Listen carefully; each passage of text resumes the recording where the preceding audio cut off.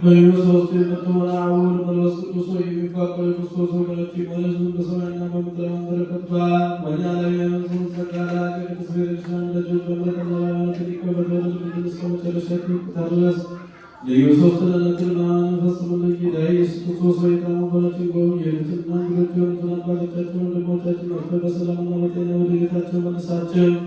የሰማዩ ነፋስ በአሁን በዚች ዓመት የሚያፈራውን የምድሩን ፍሬ እንደ ቸርነትህ ባርክ። ዘወትር ጠላና ደስታና ረግ ሰላምን ማጽናን ሁል ጊዜ ለእኛ በጎ ነገር እንዲያደርጉልን ጽናዕ የሚሆኑ ነገሥታቱን ልቦና መልስ። በቅድስት ቤተክርስቲያን ሁል ጊዜ ለሚሰበሰቡ ወደ ቤተክርስቲያን ሊቃውንት ፍቅርን ሰጥ። ሁሉም ለእያንዳንዱ በየሰማት ላይ ያላንዱ ቢሆን በነገሥታቱ ፊት ሰላምን አብዛላቸው።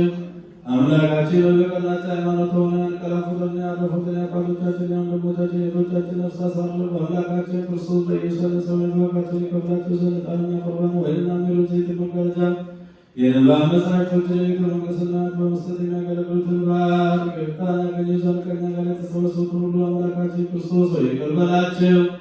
በሚያስፈራና በሚያስደነግጥ በመንበር የፊት ምጽዋት ያመጡትን ሁሉ ተቀበላቸው። የተጨነቁትን ነፍስ ሁሉ አሳርፍ። በሰንሰለት የታሰሩትንና በስደትና በምርኮ ያሉትን መሪር በሆነ አገዛዝ የተያዙትን አምላካችን በቸርነት አድናቸው። መምህራችን ኢየሱስ ክርስቶስ ወደ አንተ በምናልድበት ጊዜ እንድናስባቸው ሕዝቡን ሁሉ በሰማያዊት መንግሥት አስባቸው።